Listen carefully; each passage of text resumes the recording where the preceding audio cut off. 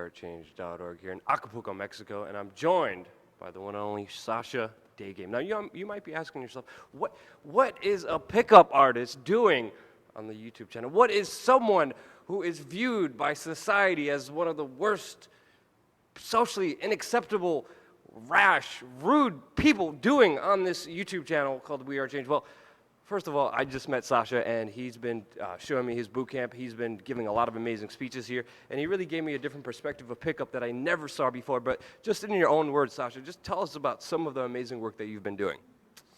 Ooh, that's a pretty big build up there. Well, yeah, when people say pickup artist, yeah, it does have a shitty connotation. And I got into this because I used to have no confidence whatsoever. I had a really brutal childhood, a lot of abuse, no father figure, so I really had to figure stuff out on my own. For me, it was just a tough process.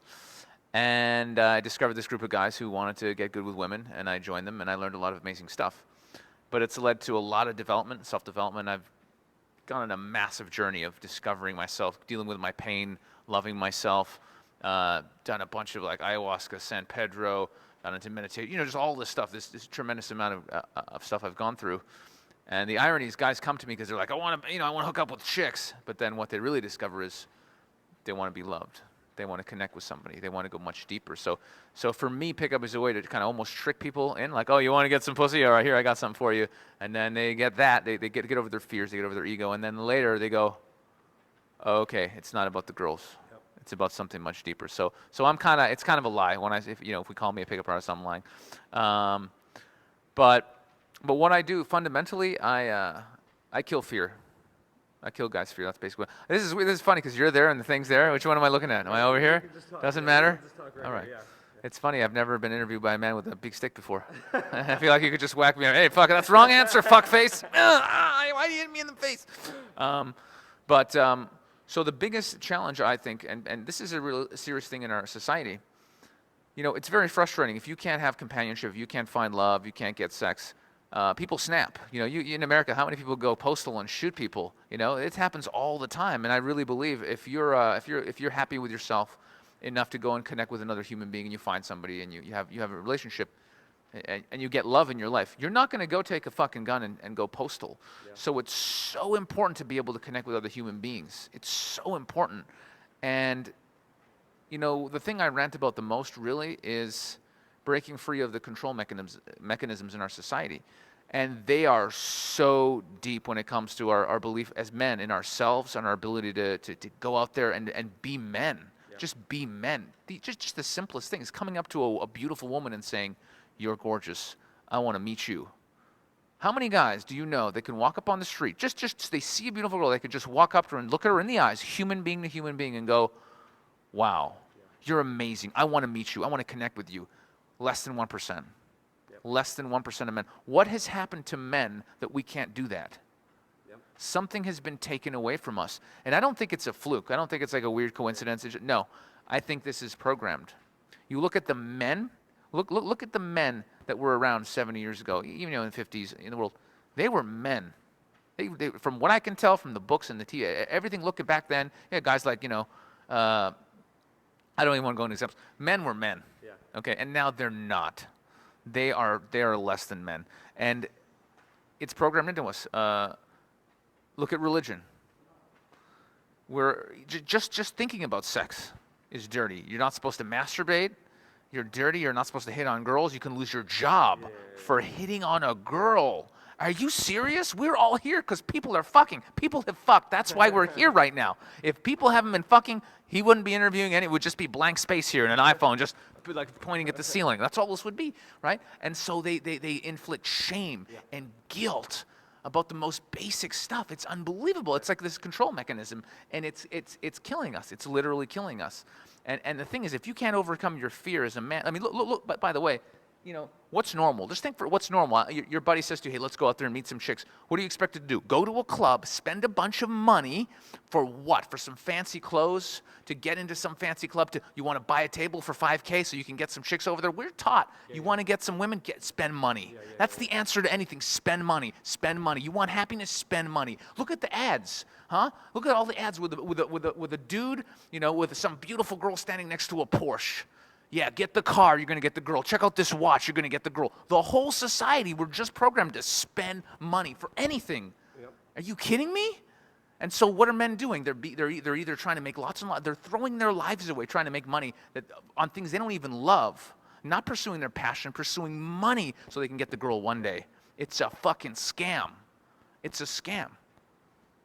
You literally just answered all the questions I was going to ask you in just that one little rant, and I was hoping for more of a discussion. But yet again, the most fascinating thing is there is a lot of downward pressure by whoever you may call the elites. I mean, there's a lot of mixed messages when it comes to just sex everywhere, but there's also kind of societal pressure saying, no, you can't have this. You can't get this unless you look perfect, unless you're handsome, unless you're beautiful, unless you have all this money. Then you could do that. But if a random guy who maybe be balding or has a big nose or whoever they may be, or maybe not as rich as somebody else, if he tries to have fun, it's kind of even people at the club sit back and they kind of make fun of him. And they're kind of like, who are you? How dare you? But I think one thing that's really interesting with what you're teaching and just some of the pickup artists, I mean, obviously there's a lot of bad apples too, but some of the pickup artists, it's really working on being intrinsic. It's really working on being authentic, the truest version of yourself, so you can actually go out there in society, be functional, have connections, be a happy human being, productive human being, which, again, I personally believe is like meant to be kept away from us, because when we're miserable, then we're willing to work that 9-to-5 job in that office. We're willing to only have 2 weeks of vacation and not do anything else. But more personally, I wanted to ask you, what do you think are the biggest pressures when it comes to the downward push of the suppression of real love, of real happiness? What are the factors in our daily lives that affect us most? Great question. I think it's that whole belief that, we're not supposed to think that we're enough.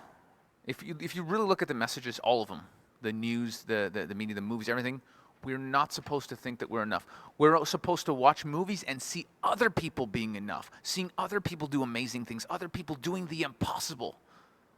And that's it. Look at sports.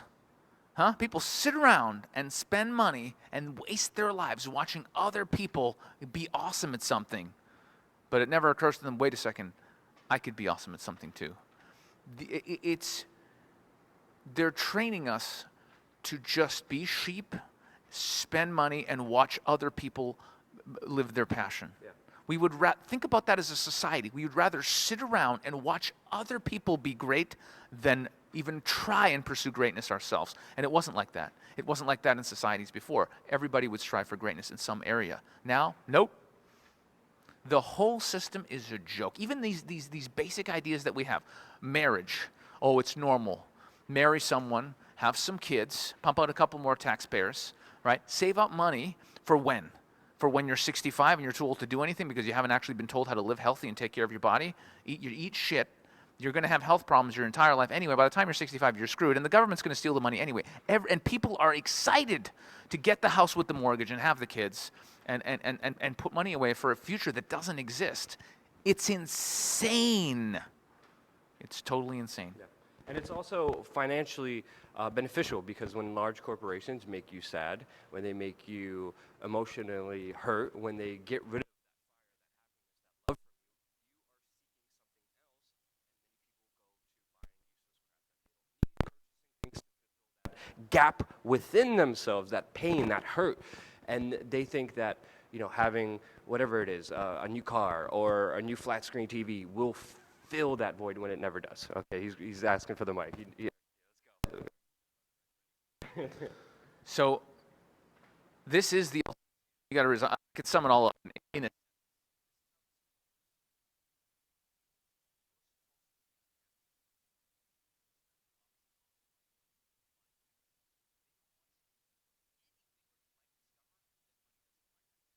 Look at the drugs that are brutal for you.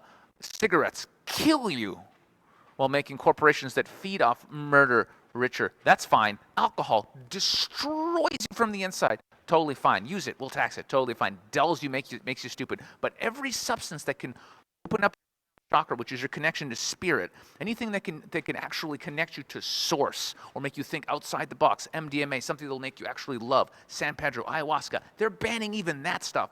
Anything that can make you realize you are the creator, you are a piece of the eternal universe, God, whatever you want to call it, that we are all that, no, you don't get a piece of that. Have your booze.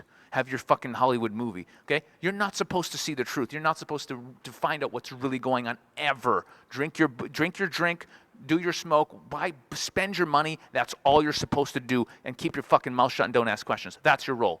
And you have to choose. Are you going to live your role, or are you going to do what you were born to do, which is to excel at life, to become your best fucking self and enjoy life and help other people?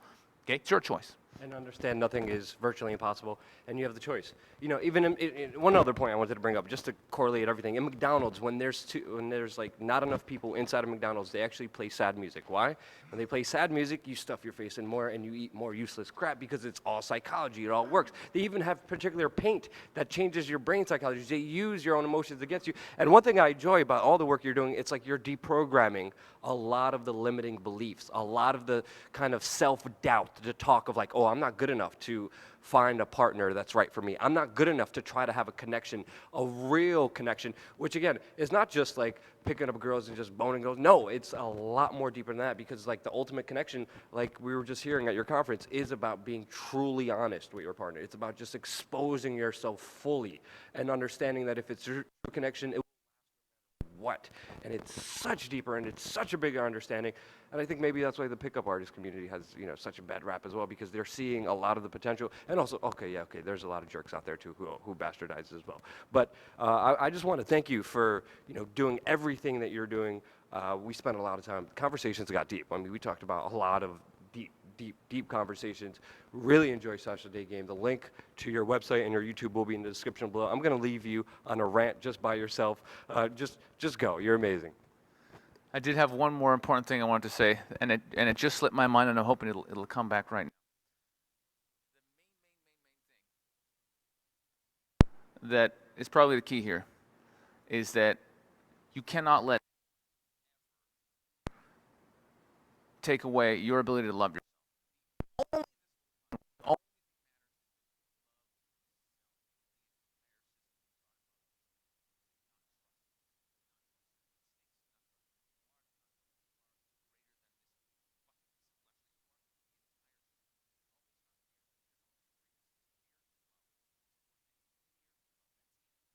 From a place of love, when you deal with people, when you pursue your passion, when you live your life, it's going to be awesome for you. That is the frequency to focus on. And what they do in the media, have you seen the news? It's all fear, fear, fear, fear. It lowers your frequency. It makes you paranoid. It makes you close your heart, and your life will be shit. Because if you're living in that state, you will attract that state to you. You create your reality. That is the truth. That's the only truth that matters. Okay? So trust your instincts and surround yourself by people who are at the love frequency. Read books about it, meditate, hang around amazing people. Just do love. It's all about the love. Focus on the love, and that is how we transform the planet and make it the fucking paradise that we all deserve. That's it. You're the imagination of yourself, Sasha. You're an awesome. You have an awesome imagination. Thank you so much. All the links will be in the description below. Thank you again so much for watching, and don't forget to subscribe.